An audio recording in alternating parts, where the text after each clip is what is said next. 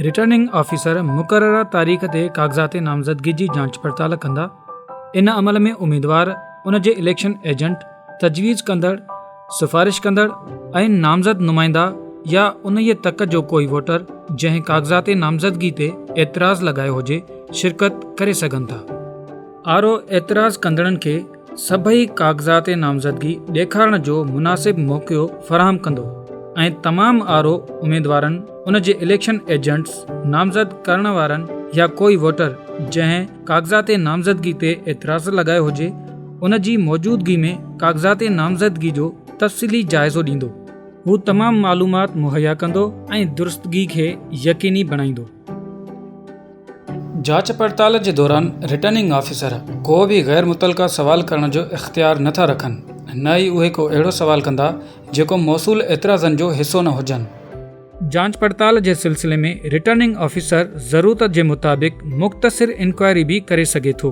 तंहिं करे returning officer कंहिं मामूली ग़लती जे बुनियाद ते कागज़ात नामज़दगी रद्द करण जे बजाए अहिड़ियुनि ग़लतियुनि खे सही करण जो मौक़ो फ़राहम कंदो। रिवायती तरीक़ेकार खां अलावा टेक्नोलॉजी जे इस्तेमाल सां रिटर्निंग ऑफिसरनि खे ऑनलाइन जांच पड़ताल जी सहूलियत बि मुयसरु हूंदी। नामज़दगी कागज़नि खे रद्द करे सघिजे थो सिर्फ़ हेठियुनि सूरतुनि में: जेकॾहिं उम्मीदवार मेंबर पार्लियामेंट चूंड थियण जो अहल न हुजे, जेकॾहिं उम्मीदवार जो तजवीज़ कंदड़ या सिफारिश कंदड़ या लाॻापियल तक जो वोटर न हुजे या उन हिक खां वधीक उम्मीदवार जी हिमायत कई हुजे। आइन जे आर्टिकल 62 ऐं 63 सां गॾोगॾु इलेक्शन एक्ट 2017 जे सेक्शन 60 ऐं 61 जे कंहिं शर्त खे पूरो न कयो हुजे या उम्मीदवार ग़लति तफ़सीलूं फ़राहम कयूं हुजनि। उम्मीदवार जा तजवीज़ कंदड़ या सिफारिश कंदड़ जा दस्तख़त जाली हुजनि। आरो हर उम्मीदवार जी नामज़दगी कागज़नि जी क़बूल या रद्द करण ते फ़ैसिलो लिखंदो। उम्मीदवारनि खे कागज़नि रद्द थियण जा सबब बि ॾिना वेंदा ऐं तफ़सीली फ़ैसिलो फॉर्म ते लिखियो वेंदो। रिटर्निंग ऑफिसर तस्दीक जे मक़सद लाइ कंहिं बि सरकारी खाते खां मदद वठी सघनि था। स्क्रीनिंग जे अमल खां पोइ रिटर्निंग ऑफिसर अहल उम्मीदवारनि जी लिस्ट तयारु कंदा फॉर्म 32 में ऐं उन खे पंहिंजी ऑफिस में नुमाया जाइ ते ॾेखारींदा। आरो उन खां पोइ लाॻापियल ज़िलई returning officer, election commission of Pakistan, ज़िलई election commissioner, regional election commissioner ऐं सूबाई इलेक्शन कमिश्नर ज़रिए फॉर्म 32 फ़राहम कंदो।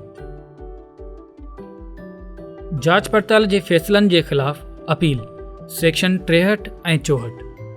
नामज़दगी कागज़नि ते रिटर्निंग ऑफिसरनि जे फ़ैसिले ख़िलाफ़ अपीलेट ट्रिब्यूनल में अपील करे सघे थो। अपीलेट ट्रिब्यूनल आरो जे फ़ैसिले ख़िलाफ़ दाख़िल अपील ते इलेक्शन कमीशन जे ॾिनल टाइम फ्रेम मूजिबि मुख़्तसिर ॿुधणी खां पोइ हतमी फ़ैसिलो जारी कंदो।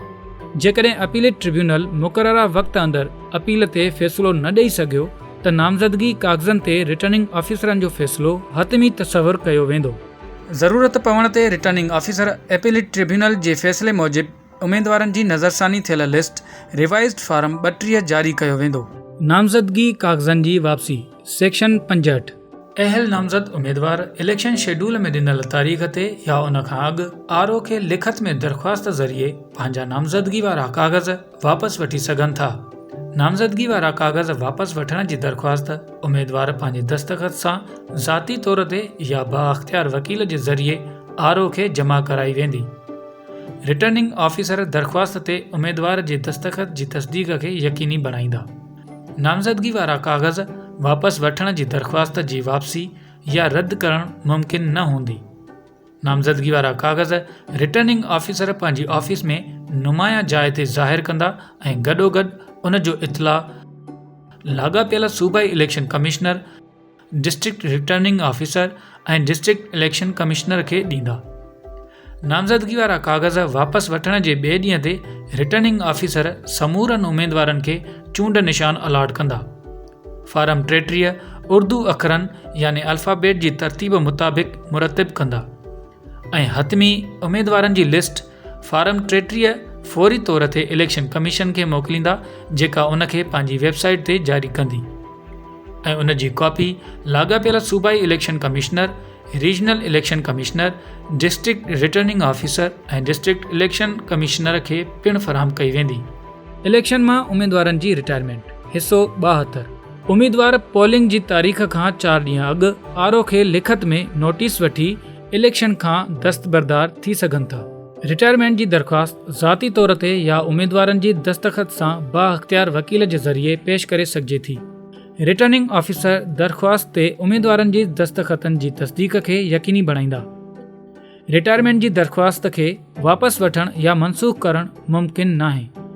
रिटायरमेंट जो नोटिस रिटर्निंग ऑफिसर पंहिंजी ऑफिस में नुमाया जाइ ते लॻाईंदा ऐं साॻई वक़्तु उनखे नज़रसानी थियल फार्म 33 ज़रिए लाॻापियल सूबाई इलेक्शन कमिश्नर, ज़िलई रिटर्निंग ऑफिसर ऐं ज़िलई इलेक्शन कमिश्नर खे ॿुधायो।